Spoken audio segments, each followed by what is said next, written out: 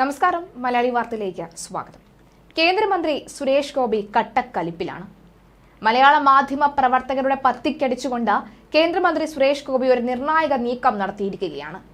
മാർഗതടസ്സം ഉണ്ടാക്കിയെന്ന മാധ്യമങ്ങൾക്കെതിരായ കേന്ദ്രമന്ത്രി സുരേഷ് ഗോപിയുടെ പരാതിയിൽ കേസെടുക്കുകയാണ്. തൃശൂർ ഈസ്റ്റ് പോലീസാണ് കേസ് എടുത്തിരിക്കുന്നത്. 3 ചാനലുകൾ ഉൾപ്പെടെയുള്ള മാധ്യമങ്ങൾക്കെതിരെയാണ് കേസ്.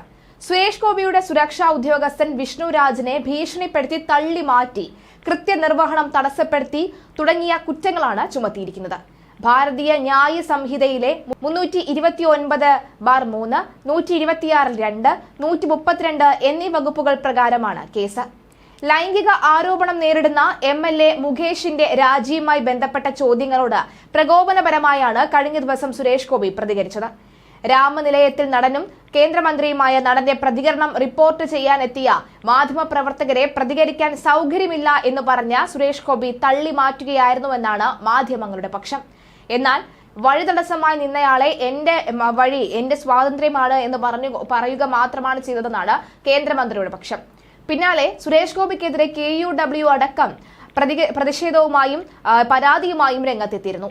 അനിലക്കര സുരേഷ് ഗോപിക്കെതിരെ പോലീസിൽ പരാതിയും നൽകി.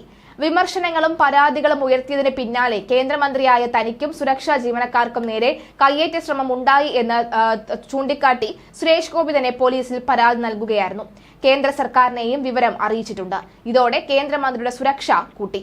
സുരേഷ് ഗോപിക്കെതിരെ അന്വേഷണം നടക്കുന്നത് കേന്ദ്ര സർക്കാരിനെ സംസ്ഥാന പോലീസ് അറിയിച്ചിട്ടുണ്ട്. മന്ത്രിയെ തടഞ്ഞ സംഭവത്തിൽ മാധ്യമങ്ങൾക്കെതിരെ അന്വേഷണമുള്ളതും ധരിപ്പിച്ചു. ദില്ലി പോലീസ് ഇന്ന് ആഭ്യന്തര മന്ത്രാലയത്തിന് റിപ്പോർട്ട് നൽകിയേക്കും. അതേസമയം സുരേഷ് ഗോപിയുടെ മാധ്യമങ്ങളോടക്കമുണ്ടാക്കിയ പ്രകോപനം പാർട്ടിയും അന്വേഷിക്കുകയാണെന്നാണ് വിവരം. കേന്ദ്ര നേതൃത്വം സംസ്ഥാന ഘടകത്തോട് വിവരം തേടി. മന്ത്രിയുടെ പ്രവർത്തനങ്ങളിൽ കേന്ദ്ര നേതൃത്വത്തിന് കടുത്ത അതൃപ്തിയുണ്ടെന്നും രേഖകൾ പറയുന്നു.